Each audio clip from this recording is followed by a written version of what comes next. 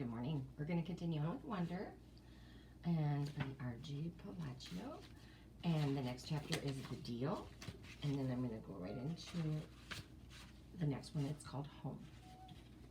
Excuse me. Come here. Okay. Go, girl. Mom and Mr. Tushman were talking when we got back to the office. Mrs. Garcia was the first one to see us come back, and she started smiling her shiny smile as we walked in. So, August, what did you think? Did you like what you saw? She asked. Yeah, I nodded, looking over at Mom. Jack, Julian, and Charlotte were standing by the door, not sure where to go or if they were still needed. I wondered what else they'd been told about me before they'd met me. Did you see the baby chick? Mom asked me. As I shook my head, Julian said, Are you talking about the baby chicks in science? They get donated to the farm at the end of every school year. Oh, said Mom, disappointed. But they hatch new ones every year in science, Julian added. So August will be able to see them again in the spring. Oh, good, said Mom, eyeing me. They are so cute, August. I wish she wouldn't talk to me like a baby in front of other people. So August, said Mr. Tushman, did those guys show you around enough, or do you want to see more? I realized I forgot to ask them to show you the gym. We did anyway, Mr. Tushman, said Julian. Excellent, said Mr. Tushman.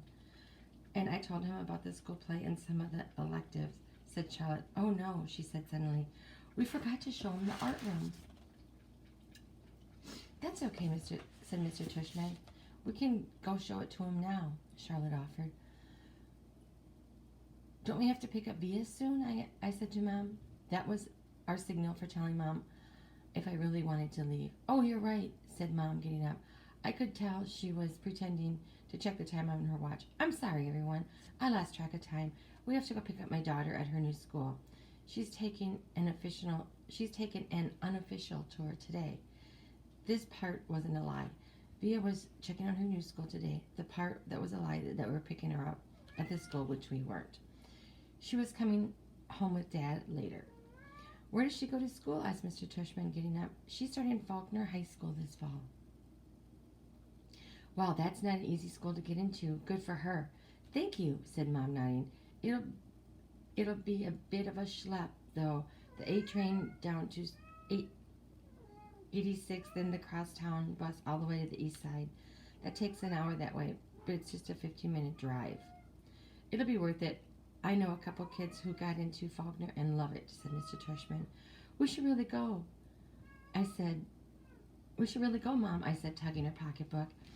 We said goodbye kind of quickly after that. I think Mr. Tushman was a little surprised that we were leaving so suddenly, and then I wondered if he would blame Jack and Charlotte, even though it was only Julian who made me feel kind of bad. Everyone was really nice. I made sure to tell Mr. Tushman before we left. I look forward to having you as a student, said Mr. Tushman, patting my back.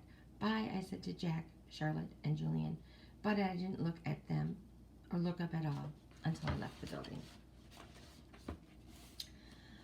Now this one is home. As soon as we had walked at least a half a block from school, Mom said, So, how did it go? Did you like it? Not yet, Mom. When we get home, I said. The moment we got inside the house, I ran to my room and threw myself on my bed.